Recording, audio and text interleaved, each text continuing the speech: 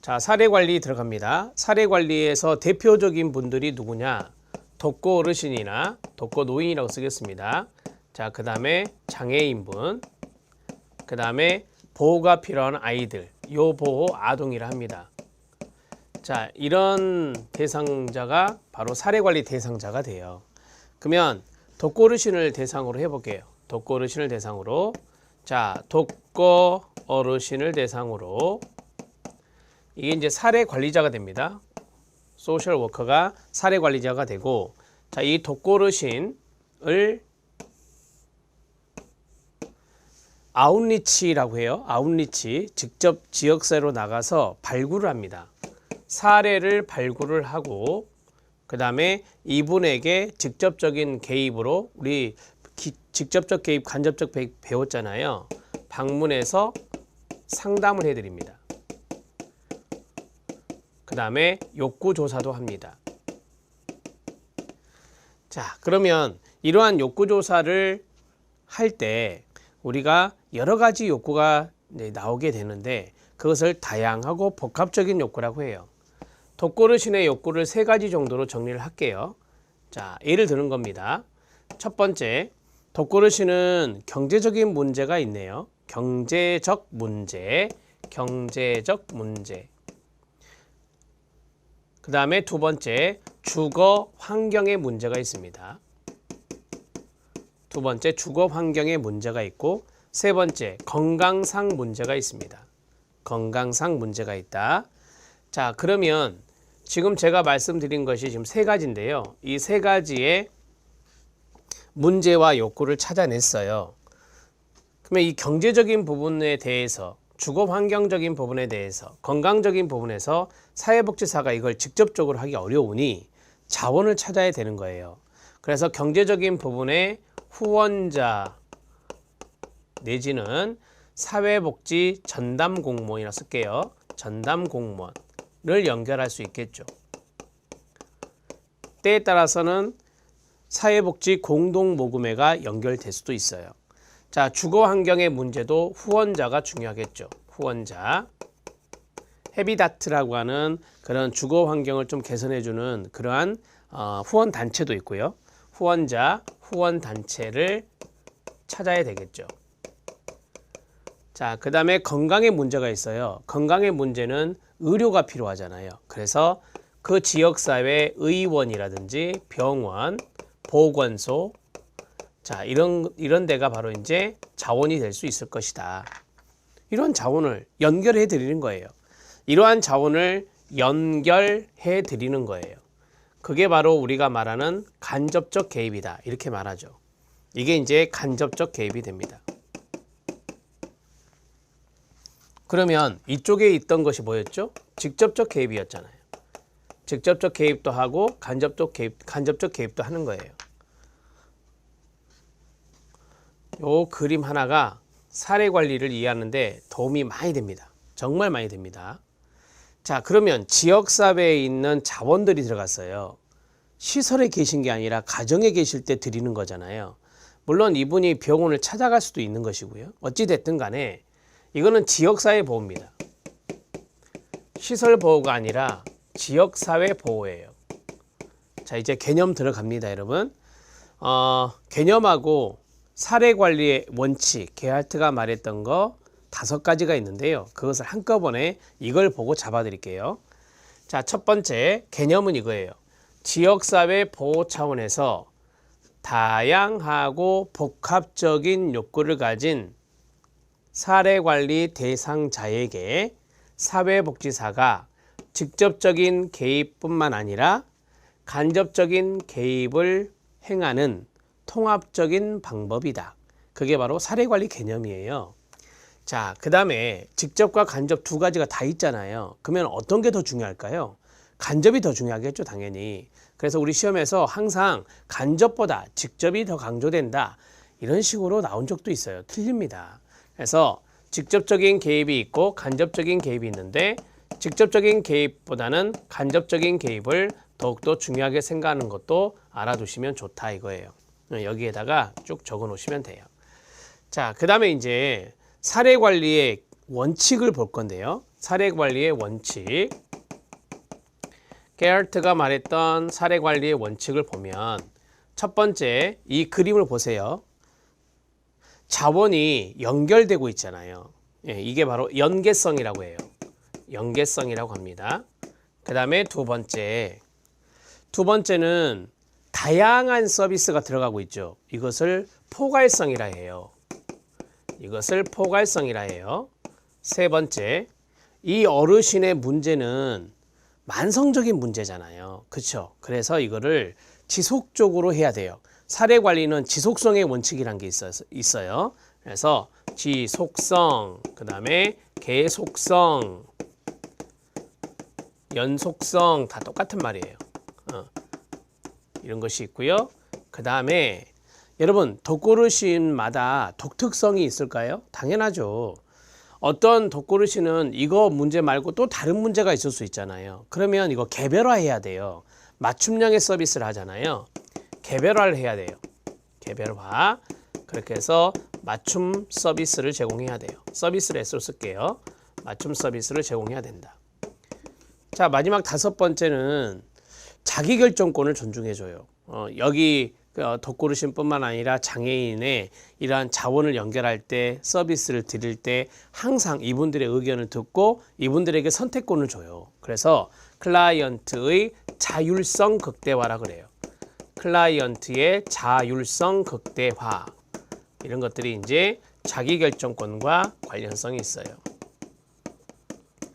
자, 이렇게 정리하시면 돼요.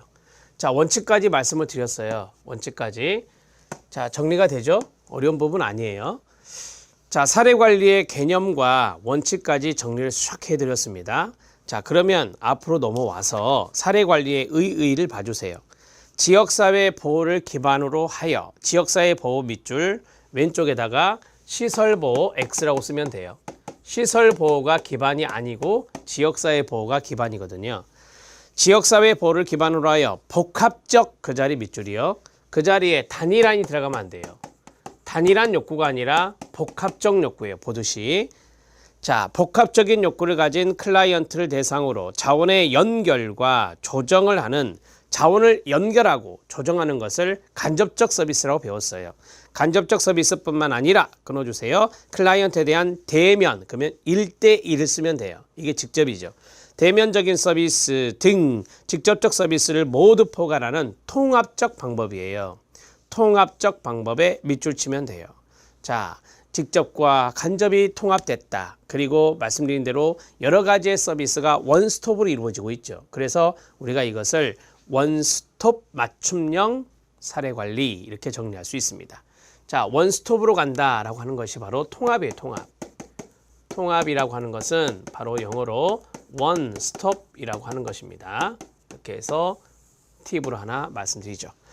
자, 목적은 보호의 연속성, 지속성이라는 것이 있었죠. 장기적인 접근이에요. 비용 효과성이 있다. 지역사회 자원이 연계되어서 비용적인 면에서 효율적이다라고 말할 수 있고요. 접근성, 책임성도 증진되죠. 서비스에 쉽게 접근하고 자원을 책임감 있게 연결하는 활동이 필요합니다. 그 다음에 1차 집단이 가족이에요. 가족. 그래서 가족의 보호 능력을 강화한다는 것은 이분들, 독거 어르신이나 뭐 특히 장애인분들에게 들어갈 수 있겠네요. 그래서 가족의 부양 부담을 완화시켜주는 걸 말해요. 오른쪽에 써놨네요. 가족의 부양 부담 감소와 연관성이 있습니다. 그러면 보호 능력이 더 강화되겠죠. 클라이언트의 사회적 기능 향상이 있습니다. 약화된 사회적 기능, 생활 능력 이런 것들인데 이런 것들을 보다 더 향상시키는 게 주목적이다, 이렇게 말을 합니다. 목적은 참고적으로 알아놓으시면 돼요. 자, 등장 배경은 가장 나중에 볼게요. 자, 그 다음에 구성을 봐주세요. 구성은 여기 보시면 클라이언트가 있어야 되고요. 그 다음에 사회복지사가 있어야 되고요. 그 다음에 자원이 있어야 되죠. 자원. 이게 이제 중요하잖아요. 자원. 그 다음에 하나는 장기적인 개입이니까 프로세스가 중요하죠. 과정이라고 해요. 그래서 클라이언트, 케이스 매니저, 워커입니다. 그 다음에 지역사회, 자원의 동그라미, 마지막에 개입 과정 있잖아요. 개입 과정 그 자리에다가 이거 쓰시면 돼요. 결과 X예요. 결과가 중요한 것이 아니라 개입 과정이 중요하다. 이렇게 정리하시면 되겠죠. 자, 그 다음에 개입 과정이 나왔는데요. 개입 과정은 좀 이따가 노트를 할 거고 그 날개에다가 쓸 것이고요. 사례관리 개입 원칙 밑에 팁을 봐주세요. 형광펜 준비하시고요. 첫 번째가 뭐죠? 포괄성이 있죠. 포괄성. 포괄성에 밑줄 치고요. 그 다음에 두 번째 개별화가 있죠. 개별화에 밑줄 치고요. 그 다음에 세 번째가 자율성 극대화 있죠. 그 자리에 밑줄 치고요. 그 다음에 네 번째 지속성 보이시죠? 지속성에 밑줄 치고요. 그 다음에 서비스의 연계성. 연계성에 밑줄 치면 돼요. 이겁니다. 이거. 이게 이제 써져 있는 거예요. 자, 이거를 외우지 마시고 그냥 이해하시면 충분해요. 이해할 수 있습니다. 자, 그리고 이제 개입 과정을 봅니다. 개입 과정에서 개입 과정을 밑으로 쭉 열거를 할 건데요. 우리가 보통 접수, 인테이크를 가장 먼저 하죠. 그 다음에 조사와 어세스먼트가 이루어지고 그 다음에 계획 단계가 이루어지죠. 계획 단계가 이루어진다. 그 다음에 제가 두 군데가 좀 중요하다라고 했어요. 바로 이 대목이거든요. 이 대목인데 이렇게 적겠습니다. 계획 단계 다음에 우리가 이제 자원을 연결해야 되잖아요. 그래서 개입이라고도 하고요. 그 다음에 연결이라고도 해요. 개입과 연결하고 그 다음에 뭐하냐? 점검 및 재사정을 해요. 점검 및 재사정을 해요. 그 다음에 이제 마지막 평가 및 종교를 치는 거예요. 평가 및 종교를 친다. 이렇게 정리할 수 있습니다. 자, 제가 이 파란색 부분, 이 부분이 중요하다라고 했어요. 우리가 이제 상식적으로 생각해 봅시다. 연결을 해드렸어요. 그럼 연결이 잘 되고 있는가 뭐 해야 돼요? 점검해야 되잖아요. 그래서 연결한 다음에 점검하는 거예요. 자, 점검을 했는데 연결이 잘 안 됐다, 잘 안 되고 있다. 또 클라이언트에 다른 욕구가 나타날 수도 있잖아요. 그러면 리어세스먼트를 해요. 재사정을 한단 말이에요. 재사정을 하면 여기 사정이 있잖아요. 여기에서 다시 이렇게 계획으로 올라가는 거죠. 계획으로 올라가서 다시 내려오고 다시 가고 다시 내려오고 이렇게 해서 마지막 부분에서 평가 및 종교를 하는 거예요. 이러면서 이제 장기적인 접근이 된다라고 보시면 되겠습니다. 이 부분만 잘 정리하시면 돼요. 그럼 우리가 시험 문제 풀 때 중요한 것이 뭐냐면 점검을 하고 그 다음에 연결을 한다. 이렇게 나오면 안 돼요. 이렇게 나오면 안 되고 연결을 하고 점검을 하는 거예요. 개입을 하고 점검을 하는 거예요. 이것을 노트에 놓으시면 돼요. 자, 그 날개 쪽에다 이거 쓰시면 돼요. 날개 쪽에다가. 자, 클라이언트의 사례 관리의 과정 한번 볼래요? 첫 번째 인테이크, 클라이언트의 문제를 확인하고 접수하는 절차고요. 사정입니다. 클라이언트가 사례 관리 서비스 받을 자격이 있다고 판단된다. 이게 뭐죠? 스크리닝이에요. 스크리닝을 해서 자격이 된다라고 한다면 그냥 어세스먼트 해야 되겠죠. 접수 단계의 과업이 스크리닝이었잖아요. 그래서 스크리닝 끝나고 나서 자격이 되면 어세스먼트 들어가는 거고 사정을 통해서 서비스 수준과 성격에 관해 결정하고 서비스의 양과질을 결정하는 겁니다. 사정은 클라이언트의 욕구와 자원을 전범위에 걸쳐서 다각적으로 파악하고 앞으로 이루어질 개입이 어느 정도로 효과적인지를 결정하는데 중요한 역할을 하는 게 바로 사정이에요. 사정을 잘못하면, 즉 어세스먼트를 잘못하면 계획도 틀어지고 개입도 틀어지는 거예요. 자, 계획입니다. 욕구 사정 후에 사례 관리자는 욕구에 이용 가능한 자원을 연결시키기 위해서 일련의 계획을 수립하게 됩니다. 자, 계획 실행이 있죠. 이걸 조정이라고도 하고 연결이라고도 하고 개입이라고도 해요. 자, 계획서에 명시된 서비스와 자원을 확보하고 조정하는 것입니다. 그 다음에 점검 및 재사정. 사례 관리자는 클라이언트의 상황과 제공되는 서비스 질에 대해서 지속적인 사정을 수행해야 됩니다. 평가 및 종결. 결과 평가는 매우 중요하고요. 이 단계에서 평가 자료들은 사례 관리의 효과성을 제시하는 주요 근거가 되겠습니다. 평가는 실천의 목표 달성 정도, 효과성을 검토하고요. 그 다음에 클라이언트에 대한 사례 관리자의 책임성을 증대시키고 실천의 새로운 모델을 개발하는 데 도움을 줄 수 있어요. 이게 바로 뭐냐면 그렇습니다. 평가의 목적이 되는 거예요. 평가하는 목적은 목표를 달성했느냐를 보는 거예요. 효과성을 점검하는 것이다 라고 하는 것이고 그 다음에 사례 관리자, 기관의 또는 자원의 책임성 이런 것들이 이제 증진되는 건데 특히 사회복지사와 그 다음에 사회복지사가 고용되어 있는 그 기관의 책임성을 증진하는 것이 바로 평가의 목적이 될 수 있겠죠. 그 다음에 이러한 평가를 통해서 새로운 모델이 개발될 수 있어요. 이것을 우리가 학문적 기여라고 하거든요. 학문적 기여. 이론 형성에 기여할 수 있다. 새로운 모델을 개발하는 데 도움이 되게 한다. 이런 것들이 평가의 목적이 되겠습니다. 이건 제가 평가에서 말씀을 드릴 거예요. 자, 그다음에 이제 이미지를 보면 접수에서부터 순서대로 가고 있는데 그 가운데 원을 봐주세요. 가운데 원을 보면 클라이언트의 자원 체계가 있어요. 클라이언트의 자원 체계를 아주 쉽게 말씀드리면 내적, 외적 자원이라 하거든요. 그러면 클라이언트의 능력이 내적 자원이 되겠죠. 클라이언트의 그런 외적 자원은 뭐냐? 공식과 비공식적 자원들이 있다. 이 앞에서 자연적 지지 체계, 그다음에 공식적 지지 체계 이거 배웠어요. 그래서 이러한 자원들을 개발하는 것이 간접적 개입이다. 이런 말도 배우셨잖아요. 자, 클라이언트 자원 체계에 공식적 체계가 있고 비공식적 체계가 있고 그다음에 클라이언트의 능력이 있다. 자, 이제 순서대로 돌아가면 자, 접수에서부터 사정, 서비스 계획, 그다음에 개입을 하죠. 직접 개입과 간접 개입 둘 다 한다 그랬어요. 자, 거기에다 노트 하나 할 것이 뭐죠? 네, 간접적 개입 더욱 강조. 간접적 개입 더욱 강조. 이걸 써놓으면 좋아요. 그다음에 이제 점검을 하고 그다음에 평가 종교를 치는 거예요. 이 순서에 이 순서대로 간다라고 보시면 되고 이 파란색에 있는 부분들을 조심하시면 됩니다. 자, 이제 앞으로 넘어와서 등장 배경을 볼게요. 등장 배경. 자, 등장 배경에서 아주 많이 있습니다. 등장 배경에서 여러분들이 이렇게 나오면 틀립니다라는 것을 미리 말씀을 한번 드려볼게요. 자, 등장 배경이 있는데 오른쪽에 아래 날개에 보면 빈 공간이 있습니다. 그 자리에 써주시면 돼요. 자, 등장 배경에서 최근에 국가직에서 이거 나왔죠. 시설화의 영향, 화자입니다. 시설화의 영향, 좀 틀려요. 탈시설화의 영향이거든요. 그 다음에 단일한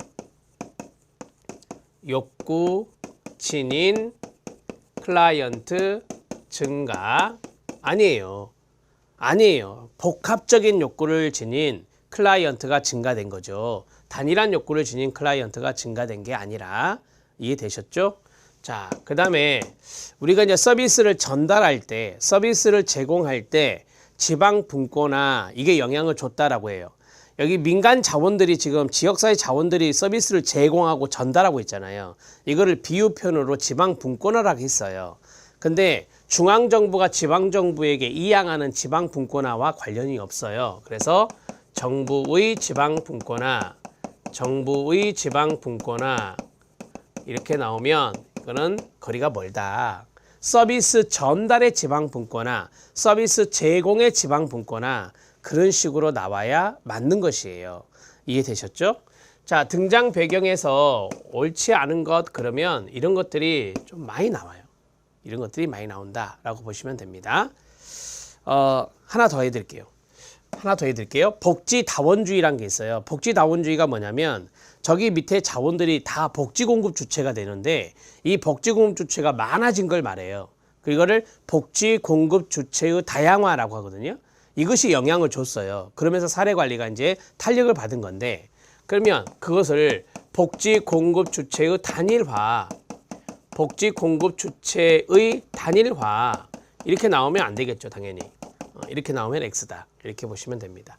등장 배경에 대해서 말씀을 드렸습니다.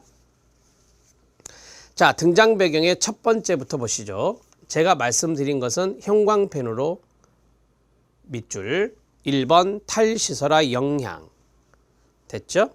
자, 그 다음에 4번 다양한 문제와 욕구를 가진 클라이언트 증가 밑줄 됐죠? 그 다음에 7번 기타에 보면 서비스 전달의 지방 분권화 보이시나요? 거기에 밑줄. 그 다음에 바로 오른쪽에 사회복지 공급 주체의 다양화 보이시죠? 그 자리 밑줄입니다. 지금 여러분들이 형광펜으로 밑줄 친 거 이 네 가지를 틀리게 만들 수 있다 이거예요. 이 네 가지를. 자, 이해되셨죠? 1번 탈시설화 영향을 갑니다. 1950년대 이후 향정신성 의약품 개발로 이전과 달리 많은 정신질환자들을 병원이나 시설에 입원시키지 않고 향정신성 의약품이 개발되면서 외래 치료가 가능해졌었거든요. 그래서 지역사회 내에서 치료하고 관리하는 것이 가능하게 되었기 때문에 재가복지 서비스를 강조하는 지역사회 정신보건운동 또는 정신건강운동이 전개되고 탈시설화가 이루어졌어요. 그 탈시설화로 인해서 지역사회 보호를 강조하는 사례관리가 등장하게 됐다라고 보시면 됩니다. 2번, 복잡하고 분산된 서비스 체계입니다. 이거는요, 사례관리가 등장하기 전의 이야기예요. 사례관리가 등장하기 전에 서비스의 파편화, 서비스의 분산화가 일어났어요. 그래서 많은 어려움이 있었거든요. 그래서 이런 것들을 개선하고자 사례관리가 등장하게 된 겁니다.